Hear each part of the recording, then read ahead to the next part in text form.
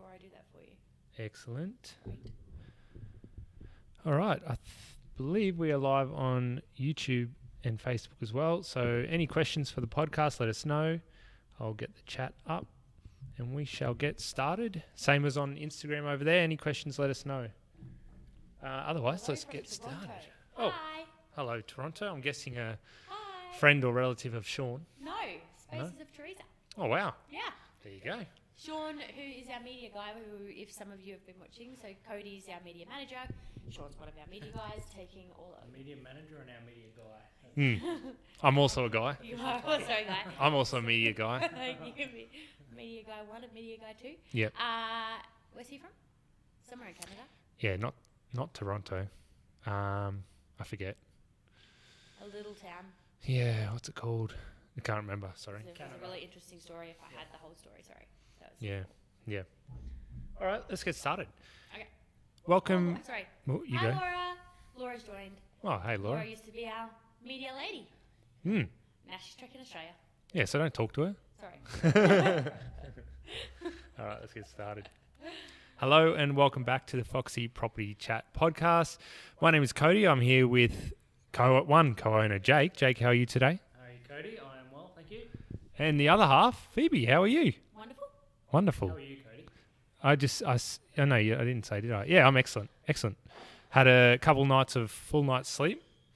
And as you guys know, with kids, that's you just got to take that and run. You do. So happy days. You definitely It's do. not always guaranteed. No, it is not. So let's just start things off with a bit of a chit chat, bit of a update. So we're sitting here in the first week of March. I would definitely say the start of the year is well and truly over. So how was the start of the year? Still first quarter, but yeah, it's. Yeah. I mean, it probably hasn't changed too much from what we said last week. It's been a little bit quieter this year than what we would normally expect, and that's market related. We're still getting a lot of inbound inquiry, and we're still getting a lot of work out. But at the same time, where that work's coming from has shifted a little bit. So I mean, Gold Coast for us. So in Brisbane, we've always done work on the Gold Coast, but predominantly being Brisbane, we're seeing a much larger proportion of our work coming from Gold Coast at the moment because the market down there is still quite hot. Performing very well. Things are still selling quite quickly. I don't know, what else should Yeah, I so the conversations that I'm having with all of the agents are centred around lack of, inquiry on their part, and the inquiry that is coming through a hesitancy to come to the market, just because the unknown factors, I guess, when you come to rate rises, everything like that. Interestingly, I literally just got a phone call from an agent who has had a couple of listings that went live hot market and it just hadn't sold, so now we're looking at a very significant difference between what they're expecting then to now. Like the Gold Coast market's staying strong, the Sydney market's also staying quite strong, and in Brisbane it's not quite where it was. So it's a conversation across the board, regardless of whether or not the agents are dealing in high-end or standard level properties, if we're going units, townhouses or acreage properties. I'm having the same conversations across the board with all the agents we work with. So very interesting. Thank you for that. All right. Biggest misconceptions about staging homes? Like, if you ever just chatting to someone who doesn't really know the concept or is new to the concept, and you're just chatting for a while after a few drinks, what do they sort of think it is? Or someone who's new to it, they just I'd say get it wrong? The first thing that comes to my mind is the type of property that benefits most from staging. If you haven't come across it before, tell me if you disagree with this, but I think a lot of people think it's for high-end homes. It's the more expensive, glamorous homes that need staging. And obviously, from our point of view, the properties that benefit the most are often that kind of mid-market ones, the ones that might not shine on them by themselves, where there's a lot higher volume of that type of property where you're trying to stand out. Yep, I agree. Anything else?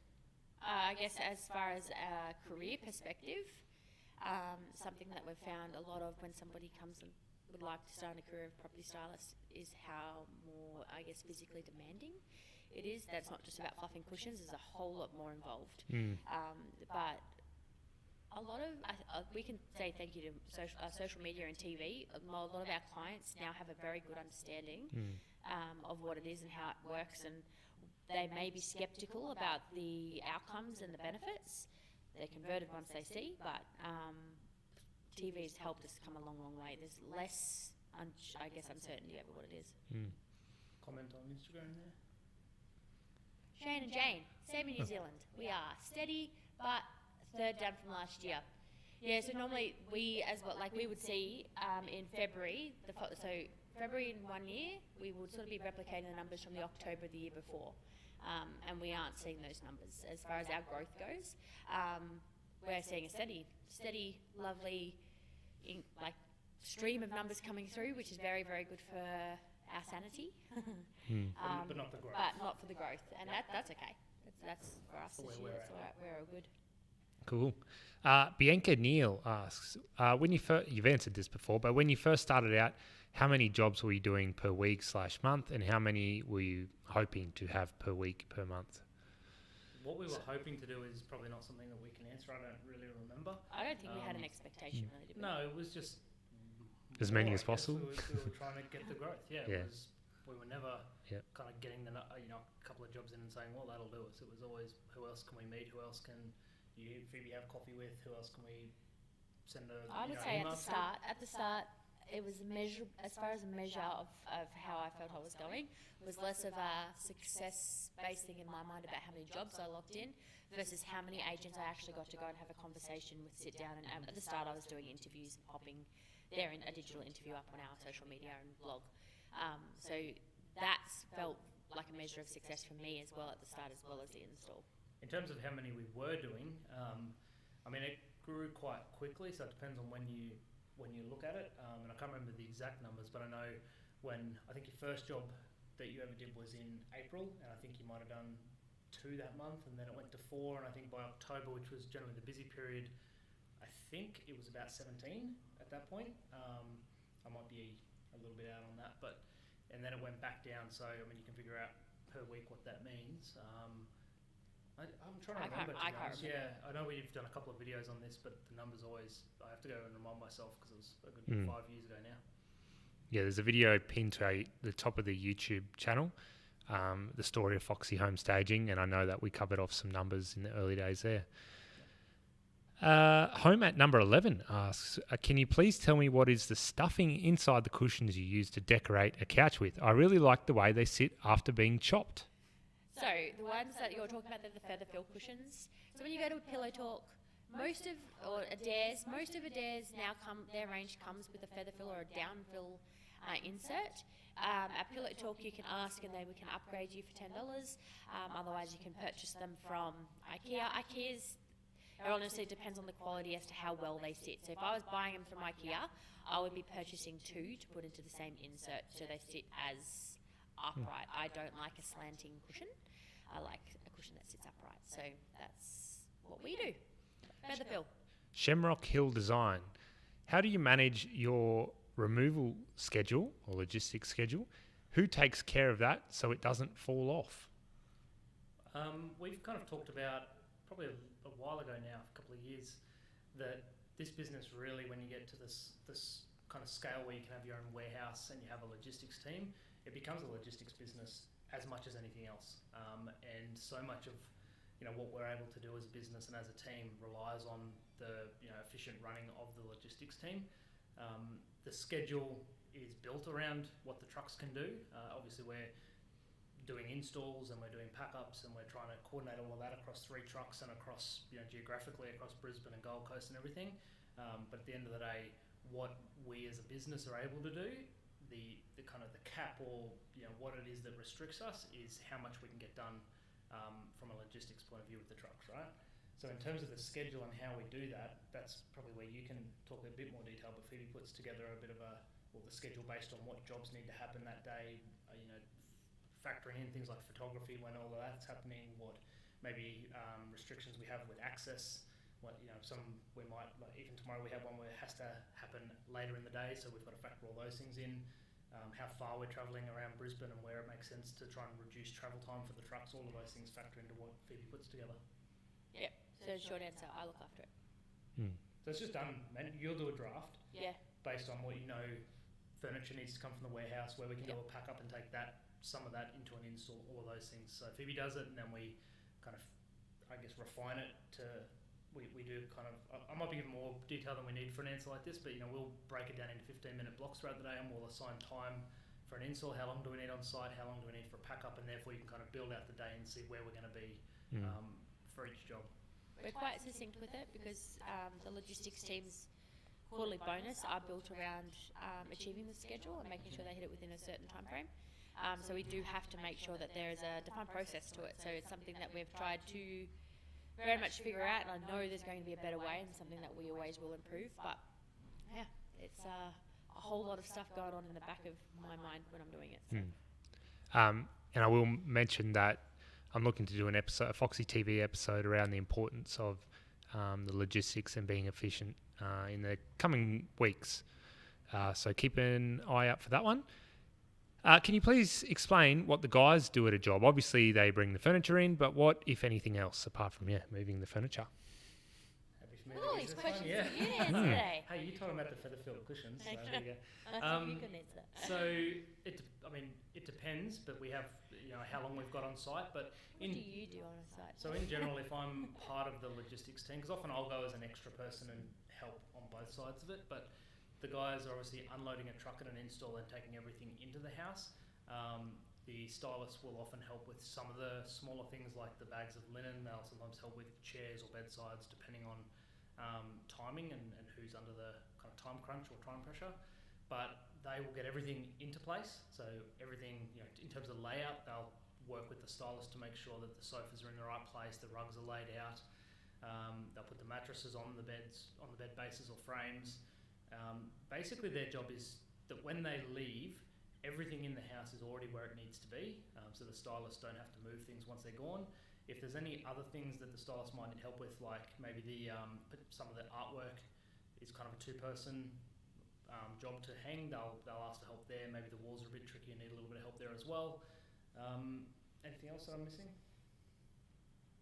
No, I would say that most, just depends on the day as to what the time crunch is, but all of the boys, well, we're trying to get to all the boys, are trained up to be able to hang the artwork. Cody, you know how to make beds.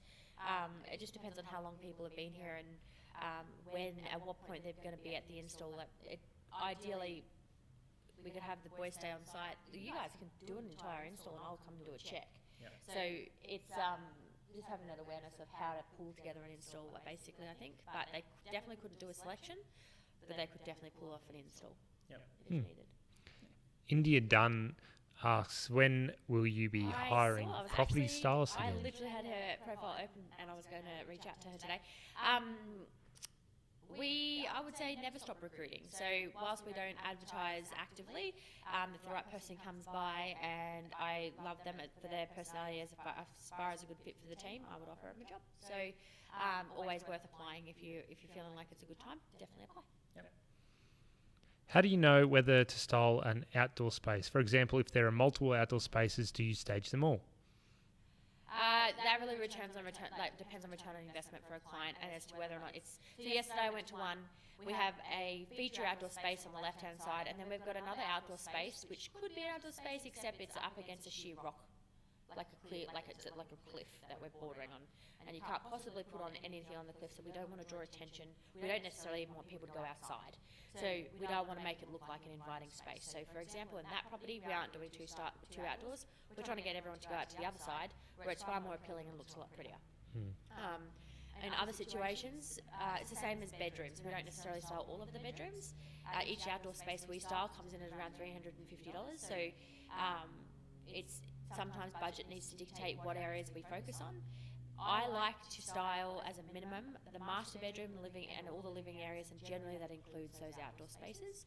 I don't like to leave them out completely because they are incredibly important here in Queensland. But again, it comes down to conversations with the client and the agent. Why don't you use... Oh, you got a question there? Signature style when styling. No, so someone just asked if we have a signature style when we're styling homes. We do not have a signature style. However, I'd say we don't, because we style very much for the homes and how they need to be presented. We have such an array of architecture and styles of homes here in Brisbane. We can literally go from door to door in one street in one neighbourhood, and we can go across 6 or 7 different styles of homes. So we definitely don't, because to get the best out of the sale price, we definitely need to style the home for how it needs to be presented individually. If you ask a photographer though, if they can pinpoint a home that's been styled by Foxy, they would be able to, and that's down to how much lifestyle styling we incorporate into a property. So we bring a lot of accessories, bring a lot of extras, San Pellegrino bottles, all those types of things, and apparently that pinpoints a Foxy property, so which I'm quite proud of. So yeah, we don't have a style per se, but they can pick it. Yep. Why don't you use the bed or the garment steamers on the beds anymore? Good question. Have you seen our beds? They've been looking amazing. No, because we did for a long time. We and did. We decided We did, and then new ideas as people come through the team, bringing different ideas, different experiences. The water spray bottle, something that I was really against at the very start, because in my head, spraying water constantly onto different linens and stuff would create mold. Turns out I'm wrong. I'll very clearly admit it. And it's actually a very, very efficient, very good way to making beds look steam. Spraying them with a very fine mist, straightening them out, and making sure they all are looking crease free, and they stay that way. Look perfect. So there is an Instagram photo that I put up yesterday. Absolutely perfect execution by Caitlin, and that bed looks phenomenal. And it's just with a spray bottle of water. Does that only work because of our climate, or would it work anyway? I've got no idea. Yeah. But it works very well here. Works in winter, Yeah. so I don't know. Okay. Under and overrated. This a bit different. We're doing a this or that edition. Oh, So right, tell me so I which one you struggle enough prefer. with- Yeah. No, this is easier. So it's just one or the other. Art Deco or Deco? How do you say that? Deco. Art Deco or Coastal. Coastal. Which one? As if you like it. Yeah, Coastal, Jake's Coastal. Jay, you gotta have an answer, mate. You know, you're like, oh, whichever. No. I'm not strongly it's- opinionated on that one, but I'll go coastal. Yeah. Okay. Apples, green or red? Green. Red. Coffee in How a many apples? I don't really eat apples. Anyway. coffee in a mug or a takeaway cup? Takeaway. I prefer the takeaway. Not from 7-Eleven. Yeah, not the weird new lids that they put on them. The but environmentally friendly ones. Oh, I haven't seen I that. prefer it in a mug. Prefer it in a mug? Yep. Yeah. With weird questions. Yeah. Well, you like this one. You have the choice to take the first or the fifth penalty in a penalty shootout to win the World Cup, football or soccer for those Toronto people. Which one are you taking? The first one or the fifth one? And most penalties will be five penalties. So Because maybe you don't get to, or because you get no, to be the because winner. You get to be the winner. But what if you miss it? You don't? you're Got the to be confident. Got to believe in yourself. I don't believe myself. I'll get first. yeah. I feel so sorry for those people I see that miss it. Well, the best player either goes first or fifth. Well, then I'm first. Phone call or text message? Text. Text message. But we I were wonder if talking this everybody morning would that answer. things can get lost over text, can't they? True. Like there's no emotion behind the voice. Oh, yeah. Did you watch? Well, did you watch also- that video I sent you? I've seen it. Yeah. Also, Phoebe doesn't tend to read beyond the most recent. So if I send her 3 messages, only the most recent one gets read. Yeah. Right. That's because he sends me. So with Phoebe, it's phone call. No, I'm sure this is a thing with more people than just us. One conversation on text message, another conversation on Facebook, another conversation on Slack. Like, there's like 50 messages, and I get. Anyway, That's because she doesn't read them if I put them all in one place. Oh, I've my gotta goodness. Spread them out. Let's marriage counselling. Okay. Last one. This is a bit different. If you had to listen to one song on repeat for the rest of your life, what would it be? Not the Wiggles. I don't have a good answer for that. What, yeah, I'm going to have to come back to you next week. All right. Yep, I need thinking time. All right. I'm not going to forget. Okay. Follow up. I definitely will, and it'll come as a surprise to me next week. Well, that's on you. Good question. Well, that's all I had. Thanks for joining me, guys. Thanks, Cody. Thank you. And thanks everyone for playing along. And we will see you. Oh, Guys, question? we'll answer that one next week. Oh, yeah. You Yeah. want to answer it next week? No, yeah, about trends and colours and stuff Okay, in Australia. too 'Cause easy. The answer's yes, but let me get back to you on it. Sounds good. All right. Thanks again. And we will catch you next week. Apparently, yeah, you can finish that one if you want. Move this out of the way. We were hard to hear. Jake and Phoebe were hard to hear. I'll have to look into that again.